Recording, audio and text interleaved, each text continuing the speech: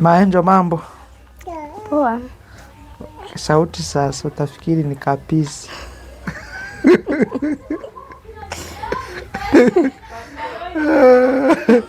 Mtu akisikia sauti anajua bonge la pisi. Kumbe mimi sio pisi. Ni pisi, sio pisi. Unajua kuna utofauti wa pisi na pisi. Au sio? Kuna utofauti wa safi na safi. Ukisikia mtu anakuambia safi ujue ni safi kweli, lakini ukisikia safi ujue yani ni usafi. Ni pisi au ni pisi? Wewe ni pisi. Hivi nikuuliza Maenjo, na wewe ni miongoni mwa wale ambao wanadai katiba mpya? Ndio. Ndio. Na wewe unataka katiba mpya? Natamani katiba ibadilishwe kabisa. Unajua, mimi huwa najiuliza swali. Ukija kwa wananchi na upinzani wanasema wanataka katiba mpya, wanalia katiba ibadilishwe. Wanasema kuna vitu ambavyo wanatakiwa viboreshwe. Lakini hapo sheria iliyopo na katiba iliyopo, hakuna sheria na katiba inayosema watu wafanye fujo kwa kuwapinga serikali, kwa kutukana watu, kwa kutukana viongozi ambao wanaongoza serikali. Hakuna sheria inayosema kwamba watu watekwe, watu wapotezwe kwa hiyo katiba iliyoko sasa hivi. Au kwenye hiyo katiba iliyopo na sheria iliyopo kuna sehemu wanasema watu watekwe na wapotezwe kisa wamesema ukweli? Hapana. Lakini si bado vitu vinafanywa na katiba haisemi hivyo? Ndio. Bado kuna watu wanasema wanajiteka. Kwamba mtu anajiteka yeye mwenyewe, anasingizia ametekwa, na lawama zote wanatupiwa serikali, kwamba serikali ndo inateka watu, au serikali haifanyi kazi yake vizuri, kwamba haishughulikii watekaji, haishughulikii watu wasiojulikana. Lakini kumbe watu unakuta wamejiteka wenyewe. Je, katiba iliyopo sasa hivi inaruhusu vitu hivyo vifanyike? Hapana. Lakini si hivyo tu. Katiba na iliyopo sasa hivi na sheria iliyoko sasa hivi haisemi kiongozi ajimilikishie mali, achukue pesa pasipo kusubiria mshahara wake. Haisemi watu waongozi wanavyotaka wao, wafanye mambo yao, lakini bado watu wanafanya. Labda nikuulize swali. Unafikiri hiyo katiba mpya na sheria mpya mnayoitaka inakuja kuongozwa na binadamu au na malaika? Watakuwa ni binadamu wale. Yaani ambacho kitabadilishwa pale ni katiba, lakini waongozaji watakuwa ni wale binadamu ambao ndo hao binadamu wanaongoza katiba iliyopo sasa hivi na sheria iliyoko sasa hivi. Ndio.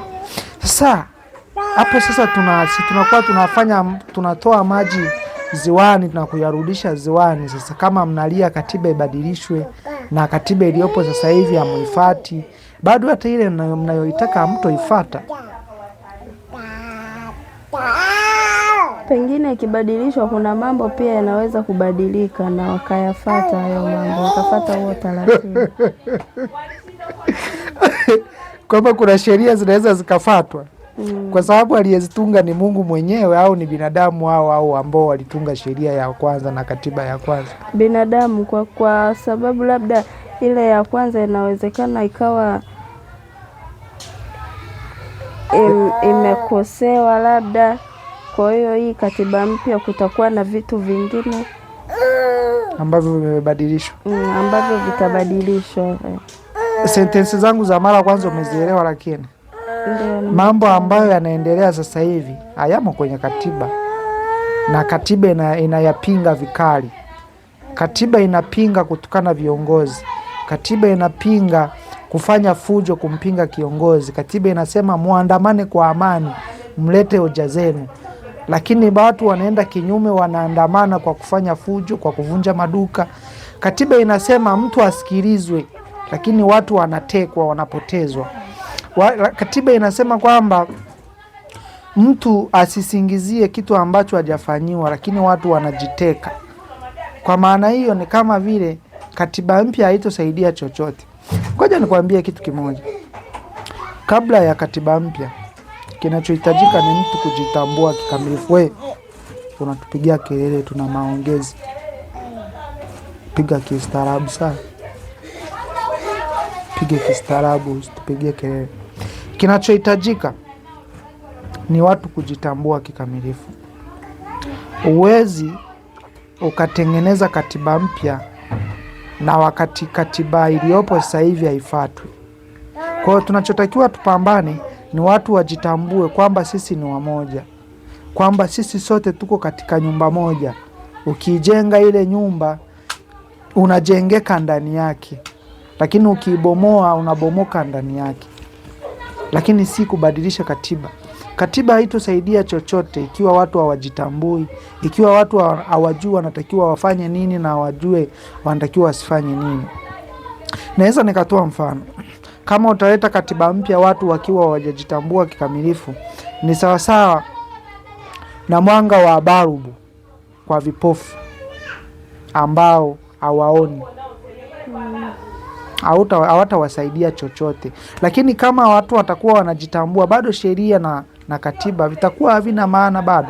Itakuwa ni sawasawa na mwanga wa barubu, ambapo barubu itakuwa inamulika mchana na angali watu wanaona. Sijui umenielewa?